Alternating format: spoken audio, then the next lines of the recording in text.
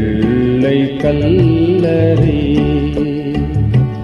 உள்ளே பாவமே எந்தன் மோக எண்ணமும் பாவக்கிரியையும் காண கண் கூசுதே. எந்தன் இயேசு ராஜனே உந்தன் பாதம் வந்தேனே.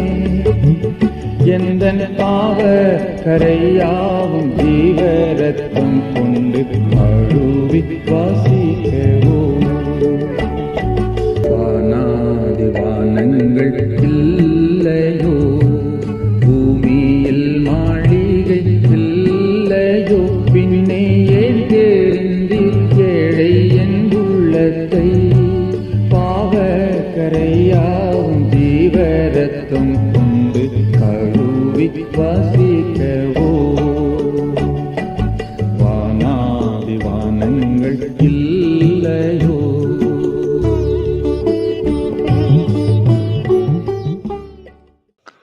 கர்த்தருக்குள் அன்பானவர்களே, அனுதினமும் கிறிஸ்துவுடன் தியான வேளைக்கு உங்களை அன்புடன் அழைக்கிறோம்.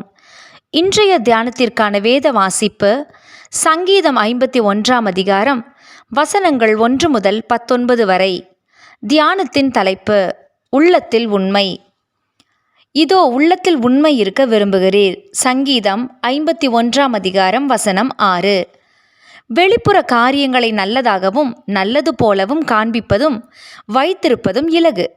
ஆனால் வெளியிலே தெரியாத, யாரும் அறிய முடியாத உள்மனதின் காரியங்களை தூய்மையாக வைத்திருப்பது அவ்வளவு சுலபம் அல்ல. ஆனால் தேவன் அந்த உள்மனதின் தூய்மையையே நம்மிடம் எதிர்பார்க்கிறார். நம் இருதயத்தையே தேவன் காண்கிறார், கவனிக்கிறார். தேவனுக்கு பிரியமான தாவீது ராஜா பத்சேபாளின் விஷயத்தில் மறைவிலே செயல்பட்டார். வெளி உலகுக்கு அவளை ஒரு விதவை போல காட்டி, ஒரு விதவைக்கு வாழ்வளிக்கின்ற வள்ளலாக தன்னையும் காட்டிக்கொண்டார். ஆனால் கர்த்தரோ அந்த மறைவான பாவத்தை கண்டு நாத்தான் தீர்க்கதரிசியை அனுப்பினார். தாவீதின் பாவம் உணர்த்தப்பட்ட போது தனது உள்ளம் கரைப்பட்டிருப்பதை தாவீது உணர்ந்தார். மனமுடைந்து, இதோ உள்ளத்தில் உண்மையிருக்க விரும்புகிறீர் என்று கதறினார். சுத்த இருதயத்தை எனக்கு தாரும் என்று விண்ணப்பித்து மன்னிப்பையும் பெற்றுக்கொண்டார். நீங்களும் மனுஷருக்கு நீதிமான்கள் என்று புறம்பே காணப்படுகிறீர்கள், உள்ளத்திலோ மாயத்தினாலும் அக்கிரமத்தினாலும் நிறைந்திருக்கிறீர்கள். மத்தேயு 23 அதிகாரம் வசனம் 28 இயேசுவானவர் பரிசேயரை கடிந்து கொண்டதை வாசிக்கிறோம்.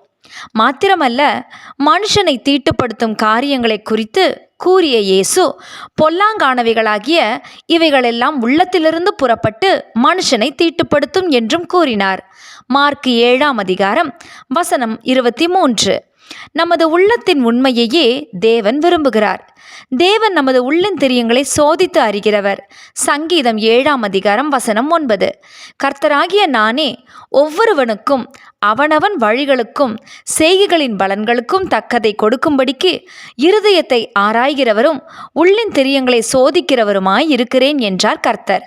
எரேமியா 17 அதிகாரம் வசனம் 10. பிரியமானவர்களே, கிறிஸ்துவின் சமூகத்தில் இன்று நம்மை ஆராய்ந்து பார்ப்போம். நமது உள்ளத்தில் உண்மையாகவே உண்மைத்துவம் உண்டா? அல்லது வெளிப்புற வாழ்வில் நல்ல கிறிஸ்தவனாகவும் மறைமுகமாக யாரும் என்னை காணவில்லையே என்ற நினைவில் பாவத்தோடும் வாழுகிறோமா? உள்ளத்தில் உண்மை இல்லையானால் அதன் காரணங்களை உணர்ந்து அதிலிருந்து விடுபடும்படி மனப்பூர்வமாய் விரும்பி அறிக்கை செய்து தேவ கரங்களில் நம்மை ஒப்புவிப்போமாக. கர்த்தர் நமது இருதயத்தை தூய்மைப்படுத்தட்டும். அதுவே தேவனை பிரியப்படுத்தும். ஜெபம் செய்வோமா? அன்பின் தேவனே, சுத்த இருதயத்தை என்னிலே சிருஷ்டியும், நிலைவரமான ஆவியை என் உள்ளத்தில் புதுப்பியும். மறைவான குற்றங்களுக்கும் பாவங்களுக்கும் விலகி வாழ ஆவியானவரின் பலத்திற்காய் ஜெபிக்கிறோம். ஆமென்.